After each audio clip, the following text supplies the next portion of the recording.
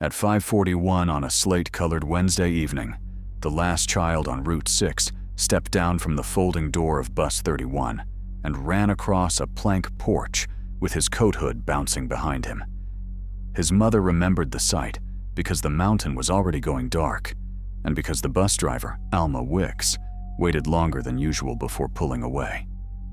Alma did not tap the horn or wave through the rain-streaked windshield. She leaned toward the open door and watched the boy until he was safely inside.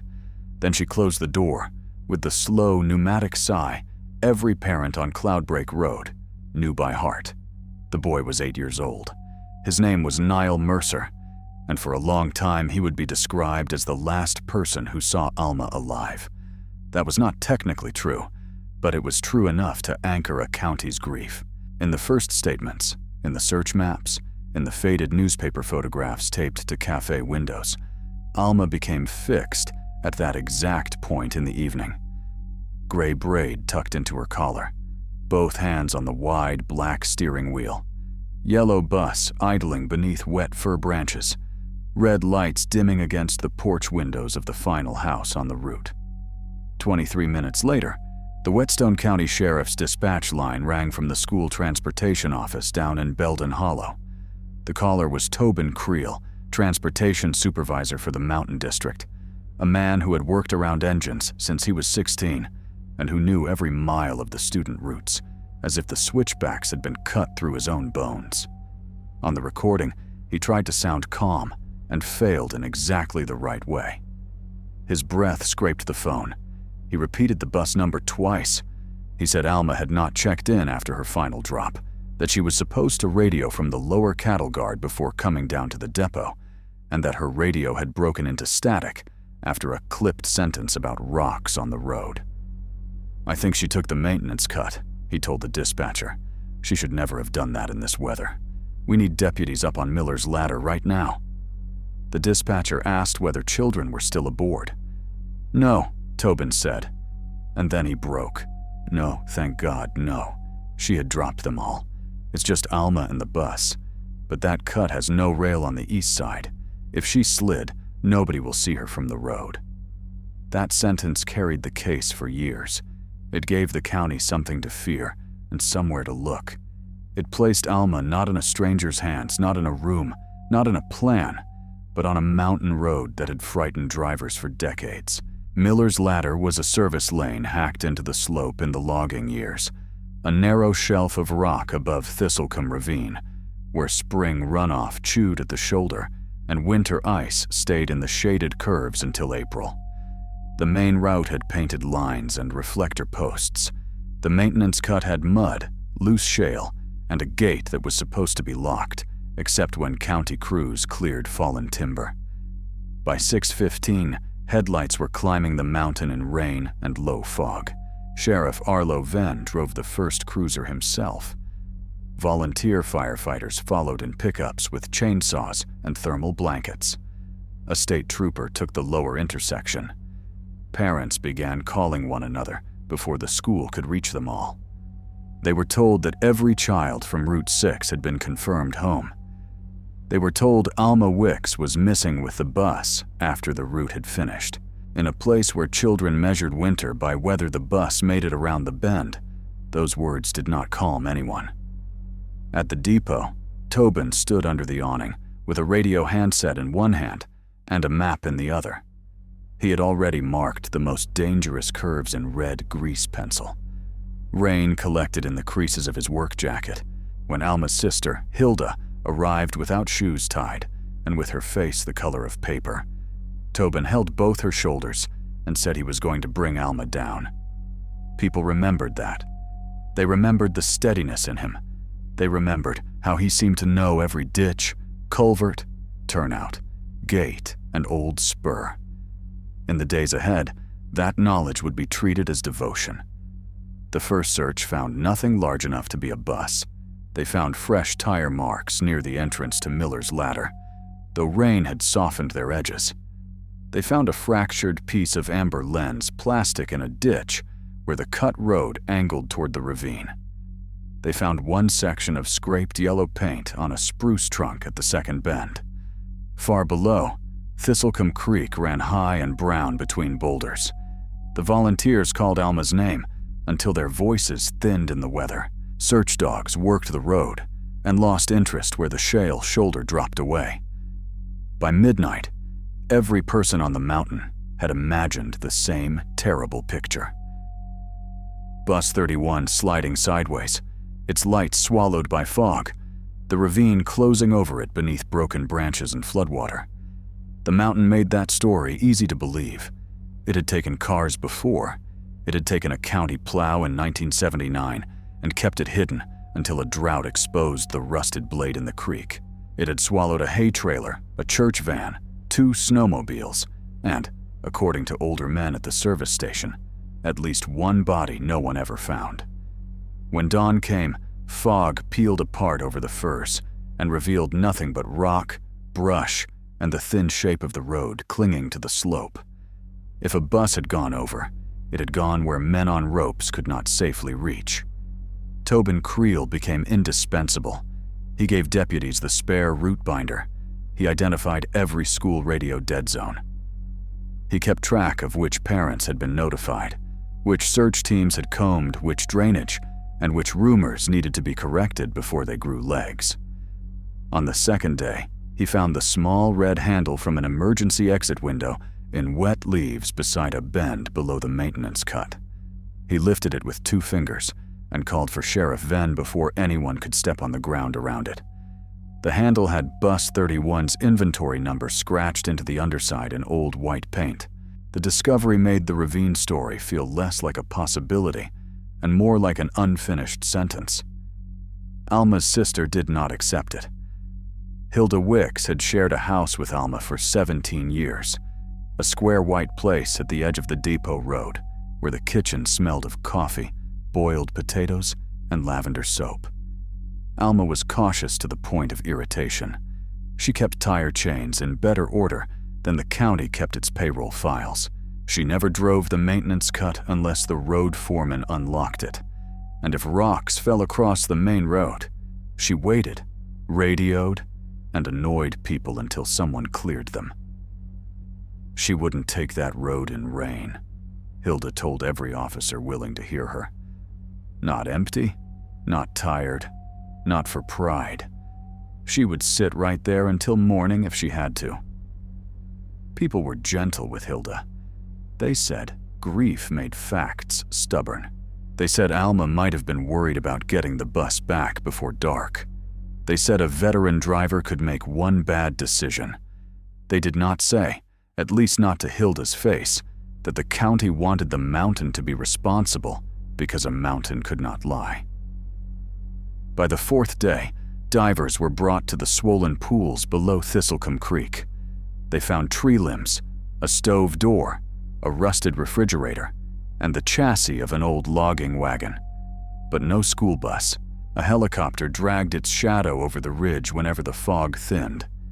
Men on ropes descended in pairs, tapping shale with poles and marking impossible gaps with orange tape. The bus was 31 feet long and bright yellow, and still it remained absent. That absence became its own evidence. Searchers began speaking of rock chutes and undercut pools. They said the bus could have broken apart. They said floodwater could have rolled it into a pocket under the falls. They said the old mine openings below the ravine connected to cavities no map showed. Then a man named Lander Pruitt entered the case and made it easier for the public to stop asking the hardest question. Lander lived beyond a locked cattle gate near the top of Cloudbreak, where he kept salvage vehicles, cut firewood, and repaired anything with an engine for cash. He had a grudge against the school district because buses used the shoulder near his property to turn around during snow closures. He had argued with Alma twice that autumn. One parent remembered seeing his black tow truck on the upper road the week before the disappearance. Another said Lander had joked in the feed store that one day a bus would go missing and the county would stop treating the mountain like public land. The statements were thin, but fear gave them weight. Deputies searched Lander's yard and found stripped pickups, old panels, diesel cans, chains, tarps, and a bus seat from a different district he had bought at auction 10 years earlier. Nothing tied him to Bus 31, but the image was enough. In diner booths and church vestibules, people began folding him into the story. Maybe Alma had not slid. Maybe she had stopped for a blocked road, and Lander had appeared. Maybe he had towed the bus into some hidden shed. Maybe he had cut it apart before dawn. The Ravine story and the Lander story survived side by side because both relieved the district office of scrutiny. Tobin never openly accused Lander. That was part of his power. On television, standing beneath the corrugated roof of the bus depot while rain dripped behind him, he asked people not to speculate and then supplied just enough detail to make speculation unavoidable. He said Alma had reported trouble near the maintenance cut. He said no one should harass private citizens. He said investigators were following every lead, including reports of unauthorized vehicles on Cloudbreak Road. He looked tired, hollow-eyed, honorable. Parents trusted him because their children had sat on his buses for years and come home alive. The case cooled by degrees. First, the official search was scaled back. Then the volunteers returned their borrowed radios. Then, the orange ribbons faded white on the branches. The State Transportation Board issued a report saying driver error and severe terrain were likely contributing factors, though the absence of the vehicle prevented final determination. The school district retired Route 6 and reassigned the children to 2 smaller vans that took the lower road, adding 40 minutes each way. At the winter assembly, the superintendent announced a memorial safety grant in Alma's name. Tobin stood beside Hilda Wicks and accepted applause he insisted belonged to Alma. Hilda kept refusing. She wrote letters to the sheriff until Sheriff Venn stopped answering personally and began returning them with polite typed notes. She drew her own maps on butcher paper. She marked where parents had last seen the bus, where the searchers had found the red emergency handle, where a creek watcher claimed to have heard an engine after dark. In one corner of her kitchen, under a chipped magnet shaped like a trout, she pinned a photograph of Alma in her driver's jacket and wrote beneath it in blue pen, "She would not have taken Miller's ladder." Years passed, and the county learned to live around the missing bus the way mountain towns live around closed mines and burned houses. Children who had ridden Route 6 grew taller, moved away, came back for holidays, and looked up at Cloudbreak with complicated silence. New students knew the story without knowing Alma's voice. Parents still slowed near the maintenance cut, though the county finally blocked it with concrete barriers after a lawsuit threat from the state.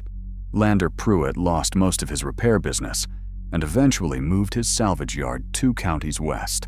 Tobin Creel remained at the depot, promoted once, then twice, until he managed all district transportation and wore clean shirts with his name embroidered over the pocket. He also kept the memorial alive. Every October, he organized a brake check day in Alma's name. Drivers brought buses through the depot, while children received orange reflectors and coloring books about road safety. Tobin spoke about caution, weather, and the cost of one wrong choice.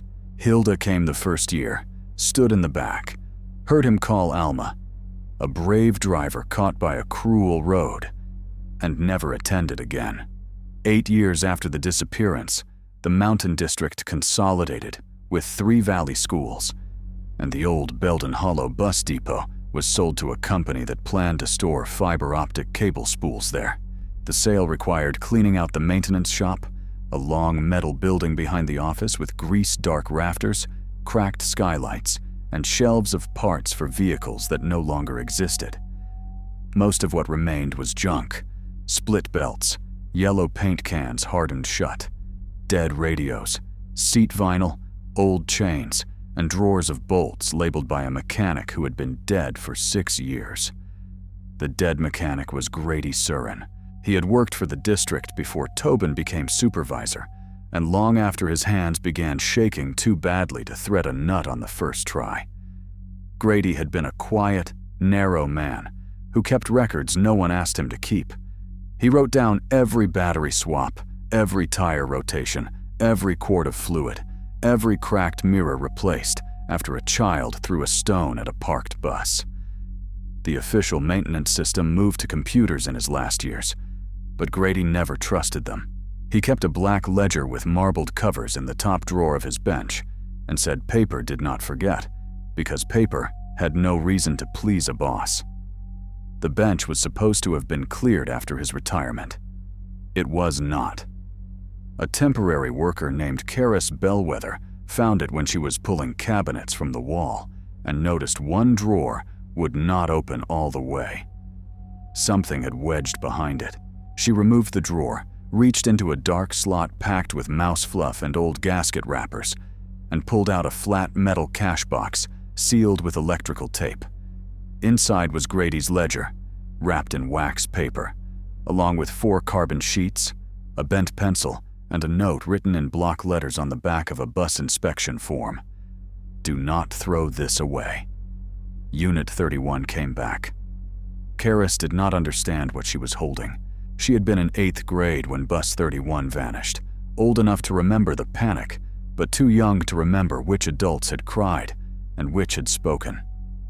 She took the ledger to the district annex because the cash box seemed like an old personnel record. A secretary might have tossed it into storage if Hilda Wicks had not been in the building that morning, arguing about a property tax exemption for Alma's memorial plaque. Hilda saw the number 31 through the wax paper and made a sound so sharp the secretary thought she had cut her hand. The page was dated the night of the disappearance. Grady's handwriting leaned right, cramped but legible, each entry boxed with ruled lines. Most of the page contained ordinary work. Bus 22, heater fan. Bus 9, left rear tire. Van 4, wiper motor. Then, at the bottom, written in darker pencil and pressed so hard the marks dented the next sheet, was an entry that changed the shape of 8 years. Unit 31, in North Bay, 10:48 p.m., odometer, 82,719. Right side scrape from branch or cable, rear exit handle missing, lower step bent. Wash clay from wheel wells. Remove radio handset. Hold until TC gives yard order. Do not enter computer. Below that, in smaller writing, Grady had added another line the next morning. Unit moved before first light. Engine cold. Floor still wet. Told to forget. Hilda read the lines once, then again, and then her knees folded under her. The ledger did not say where Alma was. It did not describe a crime in clean legal language. It did something worse for everyone who had accepted the mountain story. It placed the missing bus inside the school depot 5 hours after Tobin Creel told deputies it had vanished off the maintenance cut. The sheriff who received the ledger was not Arlo Venn. He had retired with heart trouble 2 years earlier. The new sheriff, Mara? No, her name was Joelle Trant, a former state investigator who had grown up in another county and did not owe the old story any loyalty. She placed the ledger in an evidence bag, called the state police, and locked the district annex before the superintendent could make copies.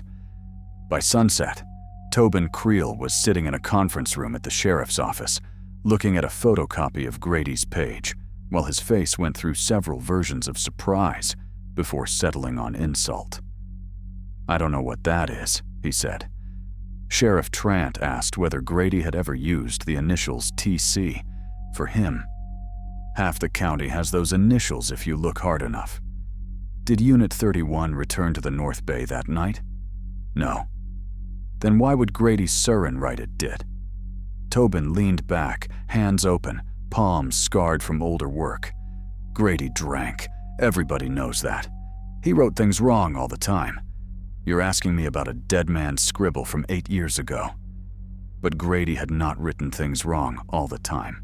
That became clear as soon as investigators seized the remaining maintenance records. His ledger matched official fuel slips, tire invoices, warranty tags, and inspection stickers across 12 years with a precision that embarrassed the computer system. When Grady wrote that a bus had received a new alternator, the invoice showed it. When he wrote that a van had sat waiting for brake shoes, the parts order confirmed the delay. His private pages were not gossip. They were the nervous system of a fleet. The ledger also contained impressions. A document examiner turned the page sideways under low light and found pressure marks from the missing sheet that had once rested above the Unit 31 entry. Using oblique photography and electrostatic detection, she recovered parts of another note. Chain cable mark on yellow panel. Blood? Not sure. AW lunch pail still behind seat. Supervisor says no name. The word blood was uncertain. The initials were not. AW was Alma Wicks. For the first time in 8 years, the investigation moved down from the mountain and into the depot. The old North Bay had been stripped by the cable company, but concrete remembered in quieter ways. Forensic technicians sprayed reagents along the floor drains and found nothing dramatic, only faint biological traces too degraded for identification. They removed sections of the trench drain and discovered yellow paint flakes trapped beneath rusted grates, paint older than the building sale and consistent in layer pattern with the district's buses from the year Bus 31 vanished. In a crack behind a former tool board, they found a tiny, curled piece of black rubber from the rear emergency window gasket. It proved little by itself. With the ledger, it proved the bay had not been innocent. The odometer reading mattered more. Official records showed Bus 31 leaving the depot that afternoon with 82,674 miles. The last child's house on Route 6 sat almost exactly 28 road miles from the depot by the normal loop. If Alma had dropped him and returned directly, the odometer should have read about 82,702. Grady's ledger read 82,719. 17 extra miles. Not enough for a random joyride, too much for a simple clerical mistake, and exactly enough for a detour through a gated road called the Cobalt Spur, an old county maintenance track that connected the upper school route to the back of the transportation yard without passing the main road cameras. The Cobalt Spur had not appeared in the original search maps because Tobin Creel told deputies it had been impassable for years. A state investigator named Renata Mott, who specialized in old vehicle cases, drove the route with a measuring wheel and a retired bus of the same model. She started from Niall Mercer's old porch, rolled down Cloudbreak, turned not toward Miller's Ladder, but through a rusted cattle gate hidden behind alder branches, and followed the Cobalt Spur along a bench cut through spruce, shale, and abandoned mine tailings. The road was rough, but passable in dry weather. 8 years earlier, according to county road logs, it had been cleared for a culvert project and left open for 3 weeks. At the lower end, it emerged behind the district's salt shed, where no public camera had ever pointed. Renata stood there under a hard blue morning sky and understood the cruelty of the first lie. Searchers had spent days looking over the east side of the mountain because Tobin told them Alma had gone east. The bus, if Grady was right, had come west, down a service road known mostly to mechanics, plow drivers, and the man directing the search. Investigators returned to the first radio recording. The original tape had been copied twice and stored badly, but a state audio lab cleaned enough noise to isolate something behind the static Tobin had described. The supposed final transmission from Alma was not a live radio call from the mountain. It was a recording played near the base unit in the transportation office. The clipped words about rocks on the road came from an earlier complaint Alma had made 3 weeks before she disappeared, when a slide near Mill Creek delayed her morning route. On the night Bus 31 vanished, someone had replayed that fragment into the open channel and let static do the rest. Sheriff Venn had asked for the radio log in the original investigation.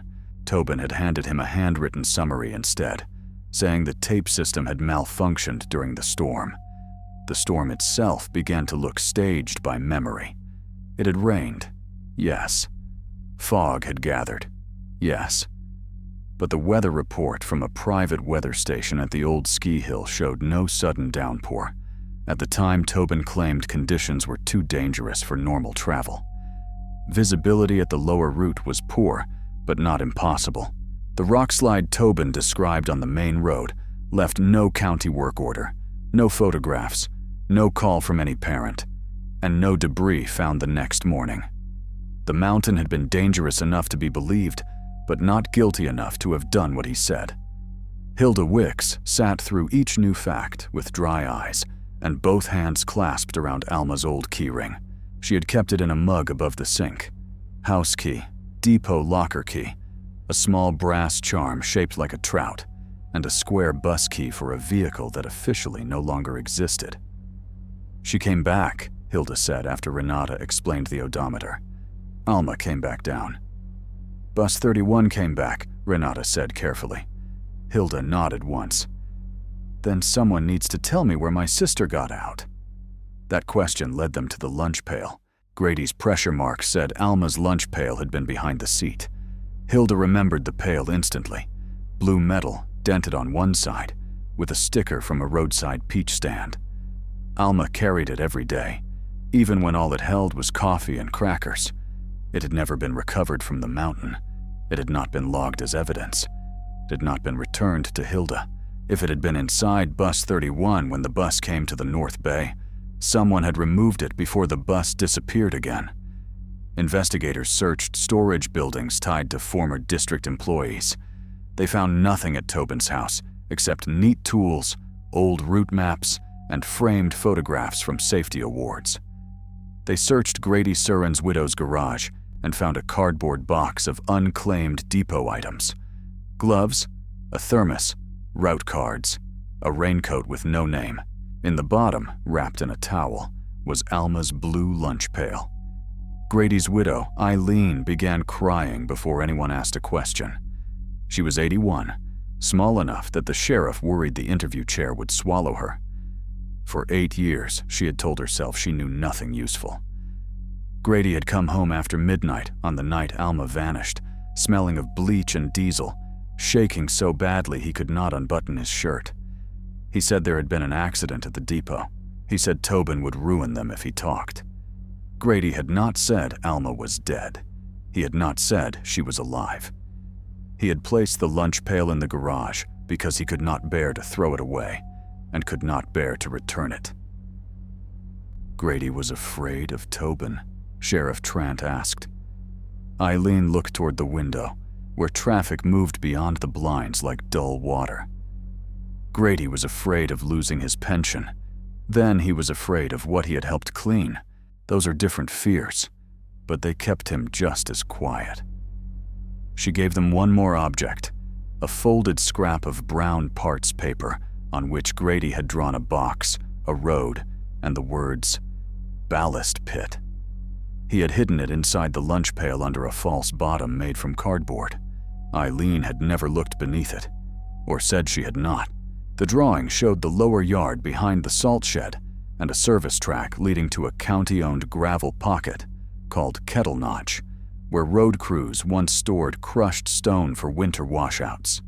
Kettle Notch had been filled and graded 5 years after the disappearance to create a new emergency equipment lot. On paper, the contractor had buried rock, clay, and old concrete. Ground-penetrating radar found something else. A rectangular disturbance under the south berm, too regular to be boulders, too shallow to be geology. The county brought in an excavator under a court order at sunrise on a cold May morning, while Hilda stood behind a tape line with her coat buttoned wrong. At 9 feet down, the excavator bucket scraped yellow paint.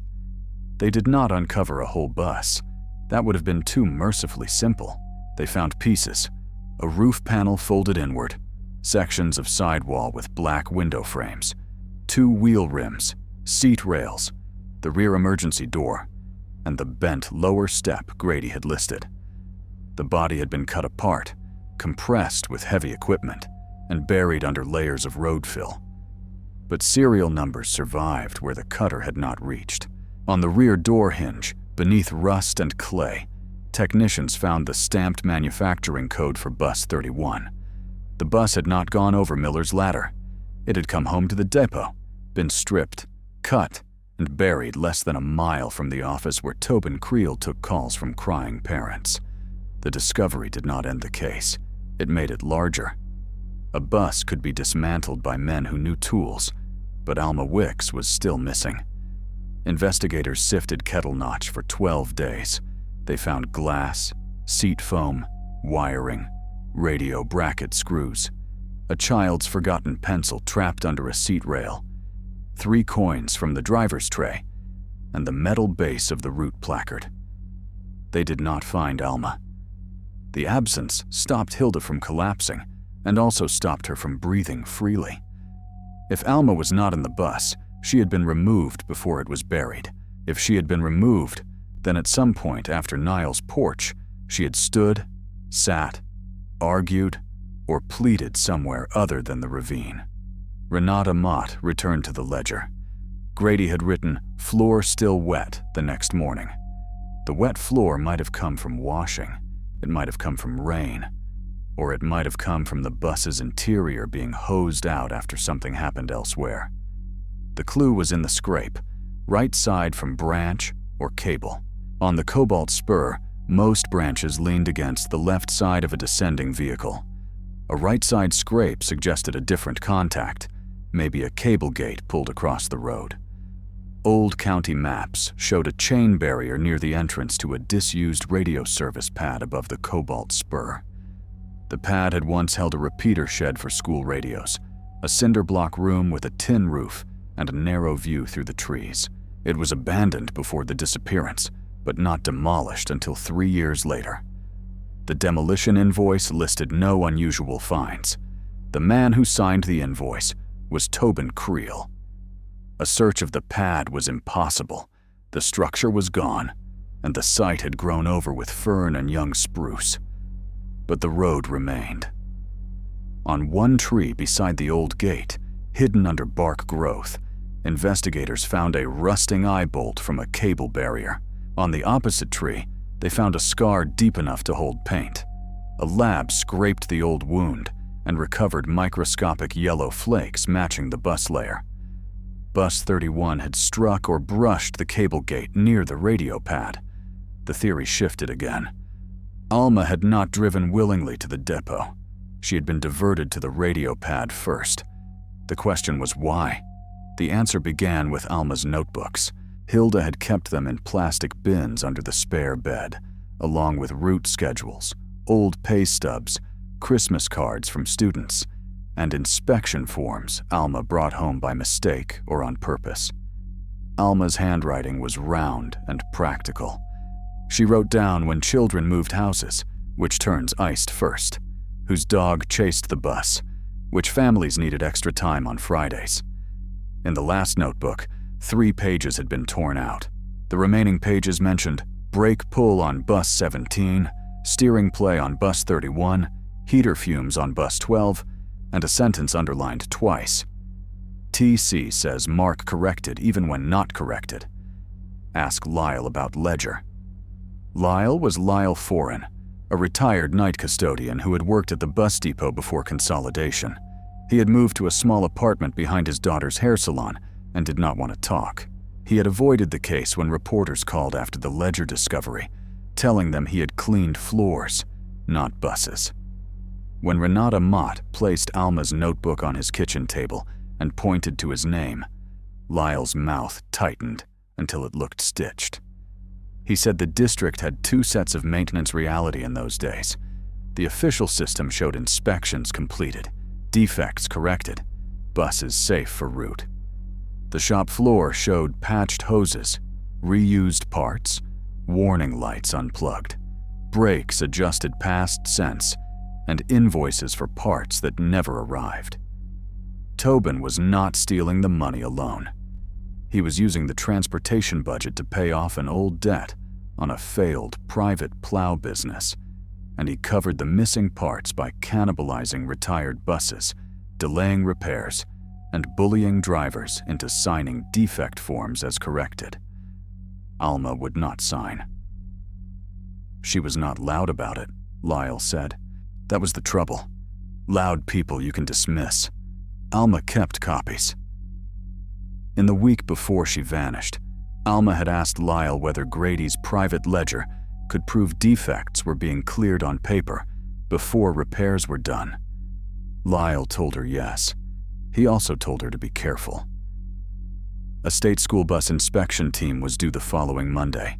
Alma planned to bring her copies to the inspector, along with a list of buses she believed should be pulled from service. Bus 31 was on that list. Lyle had one more memory. On the afternoon Alma disappeared, he saw Tobin remove an old handheld radio recorder from the dispatch shelf and carry it into his office. At the time, Lyle thought nothing of it. After the disappearance, when Tobin said the recorder had malfunctioned, Lyle understood enough to be afraid and not enough to save anyone. The false radio call now had a motive. The missing maintenance paperwork had a motive, but prosecutors needed more than motive. Tobin could argue Grady's ledger was wrong, Eileen's memory was late, Lyle was bitter, and physical traces only proved the bus returned to a depot filled with buses. He could say Alma drove back after some unknown accident, panicked, left, and met harm elsewhere. He could say Lander Pruitt had taken her. He could say many things, because 8 years had given him time to prepare for almost all of them. He had not prepared for the parts. When Bus 31 was excavated from Kettle Notch, its engine was missing. So were the transmission, 2 good tires, the alternator, mirrors, and several seat frames. That matched Grady's habits. A mechanic ordered to destroy a bus might still salvage what could be reused. Investigators traced old part numbers through ledger entries after the disappearance. Bus 31's alternator appeared 2 months later in a district mower. 1 mirror assembly went on to Bus 18. A set of seat frames appeared in the driver break room as a bench, painted brown and forgotten beside vending machines. The transmission was different. Grady recorded it as removed, then crossed out the line.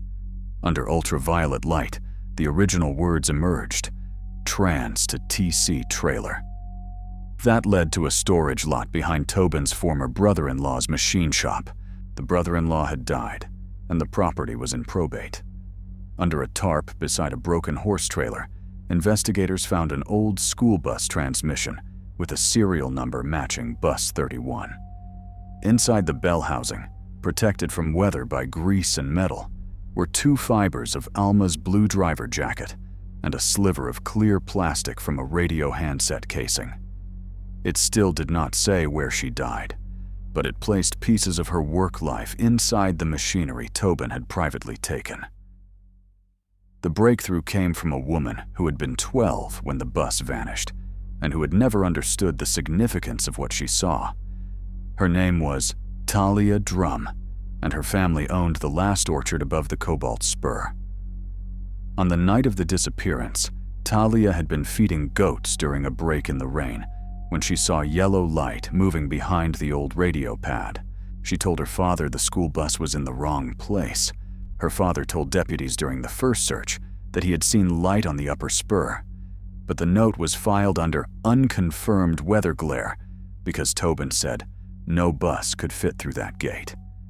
As an adult, Talia saw a local news segment about Grady's ledger and called Sheriff Trant. She remembered 2 vehicles, not one. The bus lights, high and square, and a smaller amber light behind it, like the beacon on a service truck.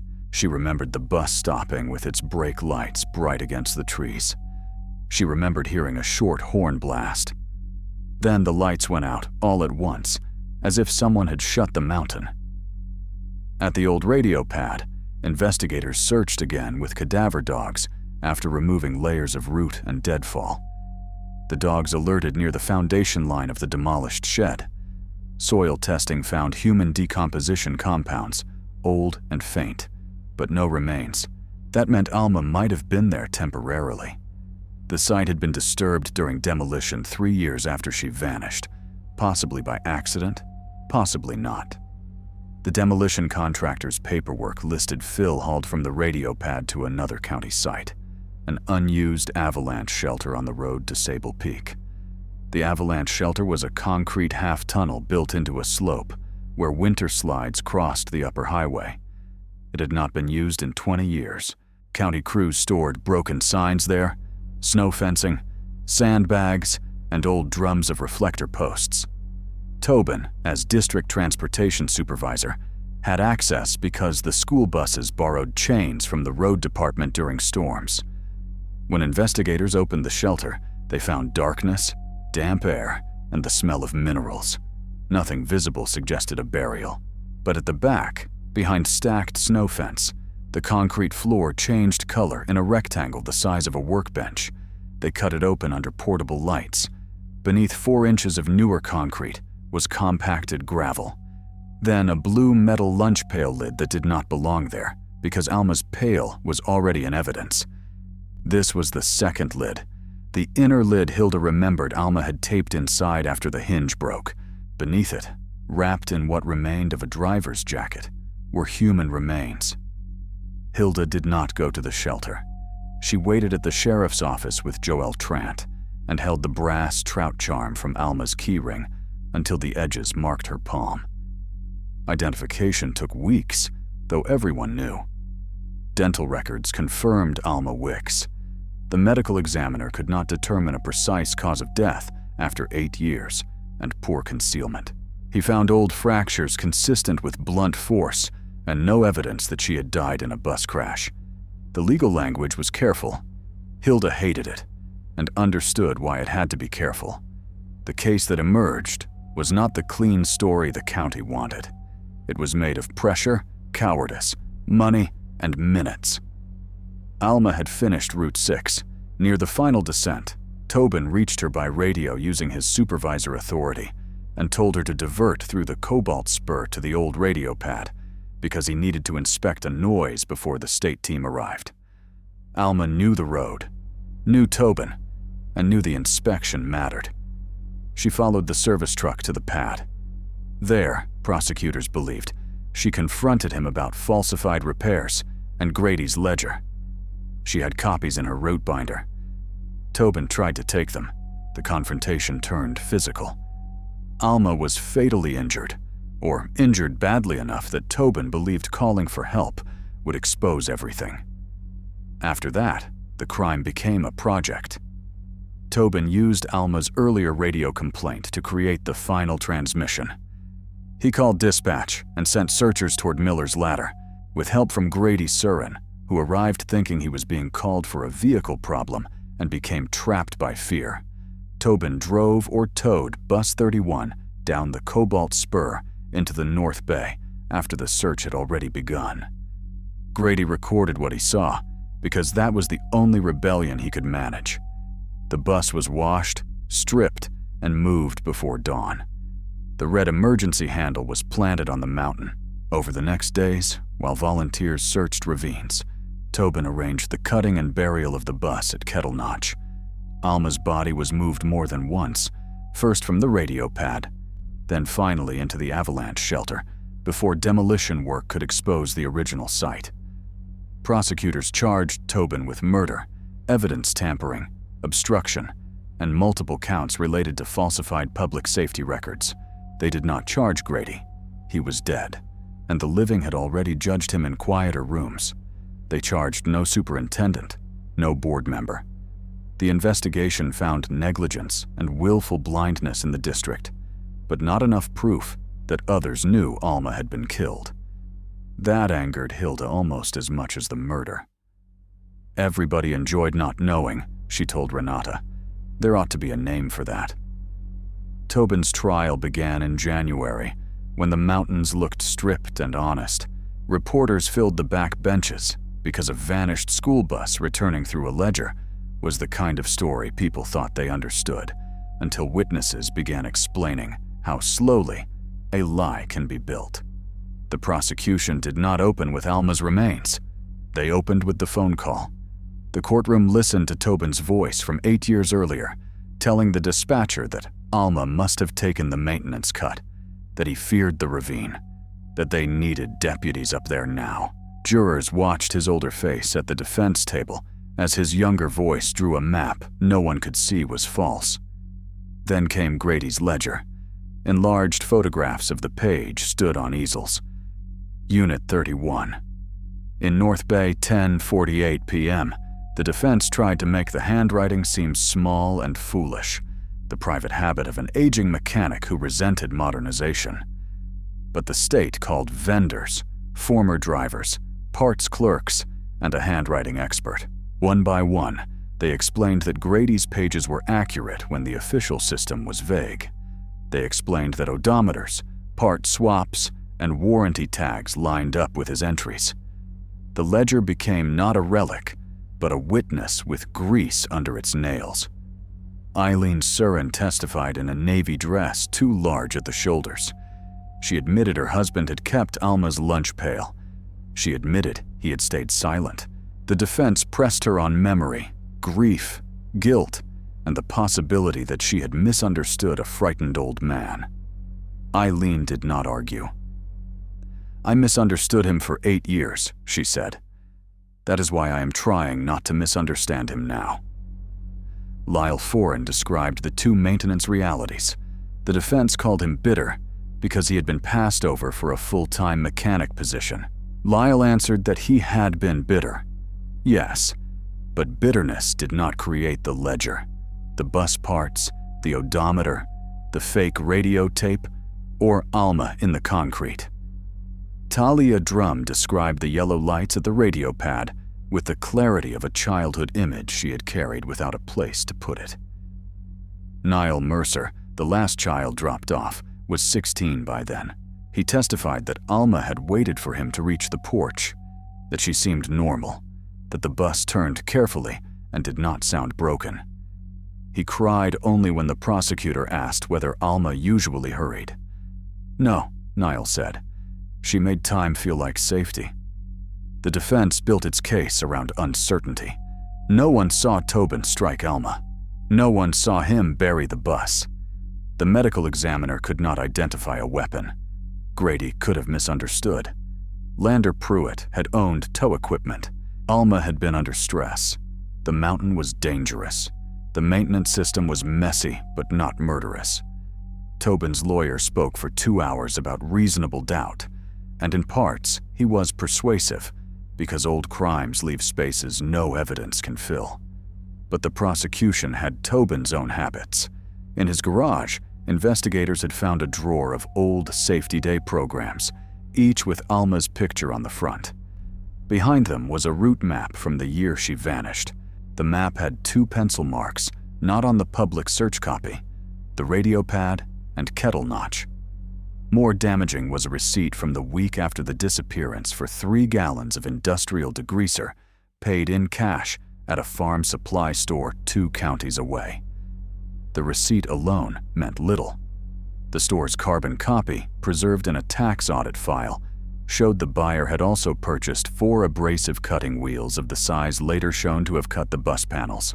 The cashier could not identify Tobin after 8 years, but the receipt had been folded inside a manual for a saw found in his storage trailer. Then Renata Mott took the stand and explained the odometer. She did not dramatize. She showed the normal route. She showed Miller's ladder. She showed the Cobalt spur. She showed the 17 extra miles.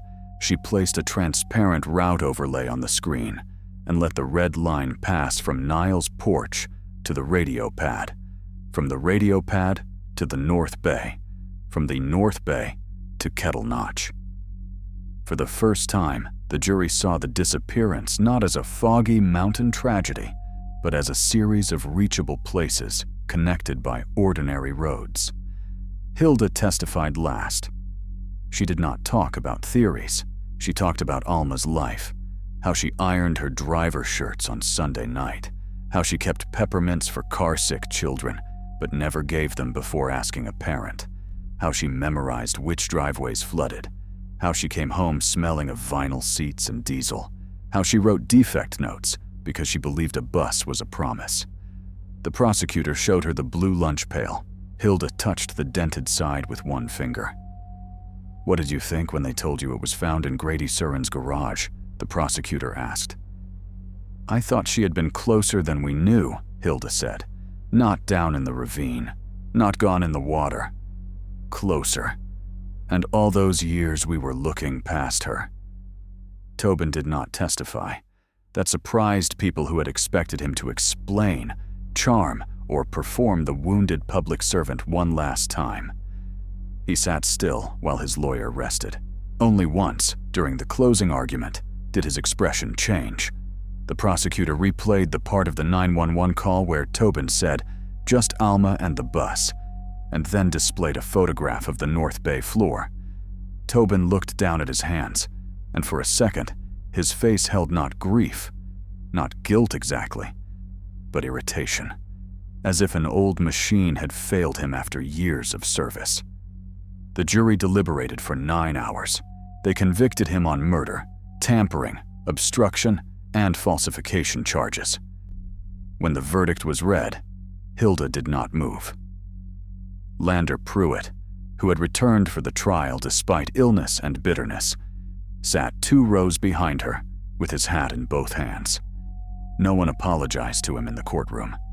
Later, Sheriff Trant did it outside by the courthouse steps, in front of cameras and without careful language.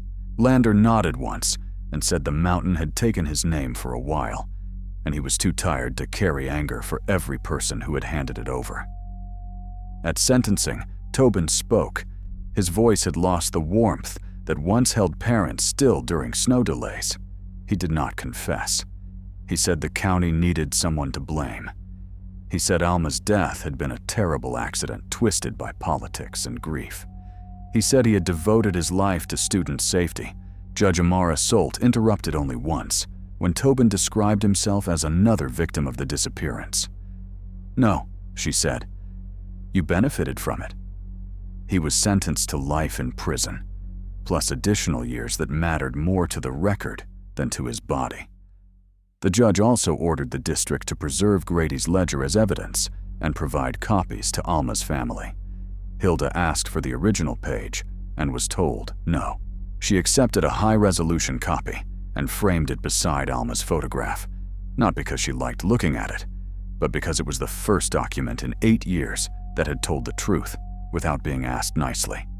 The district removed Tobin's safety awards from the depot wall. That was easy. Harder was deciding what to do with the Alma Wicks Memorial Break Check Day, a program founded by the man who had killed her and used her name to polish the lie. Hilda surprised everyone by asking them not to cancel it. "Keep checking the breaks," she said. "Just stop letting liars give speeches." The new depot was built in the valley, away from the old salt shed. Its maintenance office had glass walls, digital records, and a locked archive cabinet where paper forms were still kept, because Grady Surin, for all his silence, had taught the county one useful thing. Systems fail when every record answers to the same person. Above the driver entrance, the district hung a plain metal sign with Alma's name and a sentence chosen by Hilda from her sister's own notebook. Mark corrected only when corrected. When spring returned, crews reopened the old Route 6 for a memorial drive. No children rode that day. A single yellow bus traveled from the school to the final porch on Cloudbreak Road, then turned and descended by the normal route. Not the spur, not the maintenance cut, not the road Tobin had invented in fear. Hilda sat in the front seat behind the driver, with Alma's keyring in her lap. At the place where Cobalt's spur disappeared behind alder branches, the driver slowed. Hilda looked toward the hidden gate and saw not a ghost bus, not headlights going out, but the exact size of the lie. One road chosen instead of another. One man believed because he held a map. One woman disbelieved because she was no longer there to correct him. The remains of Bus 31 were not displayed. They stayed in evidence until the appeals ended, then were transferred to a county storage yard where the rear emergency door was cleaned and mounted in the transportation office. Some people thought that was too grim. Hilda did not. The door had been used to make the first false clue. It had been buried with the bus. It had come back with its hinge number still readable. To her, it was not a symbol of terror. It was a piece of a machine that had carried children home, and then carried the truth longer than anyone expected. Years later, when people told the story, they often began with the ledger, because that was the clean miracle. A forgotten book in a dead mechanic's drawer, one line of pencil surviving where official reports failed. Hilda always began earlier. She began with Alma waiting for Neil Mercer to reach his porch before closing the bus door. She said that was who Alma had been, and any explanation that required Alma to become careless after that was not an explanation, but an insult. The ledger mattered because it proved what love had known and could not prove. The bus had not vanished into the mountain. The mountain had been used as cover. The route had not taken Alma. Men had taken the route and bent it until everyone was facing the wrong direction. On quiet evenings, drivers still saw the old concrete barriers at Miller's Ladder and felt the inherited chill of the first story. But below the ridge, at the depot, the maintenance books were checked by 2 signatures now. Defect reports could not be closed by the person who assigned repairs. Radios were recorded automatically and stored off-site. No supervisor could erase a driver's complaint with a sentence.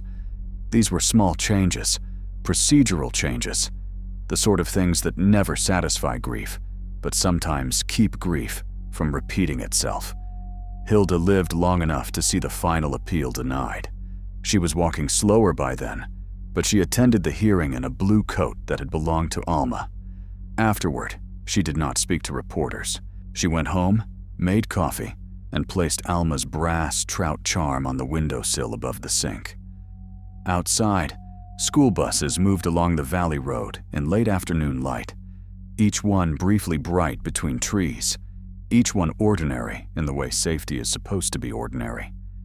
Hilda watched until the last bus passed.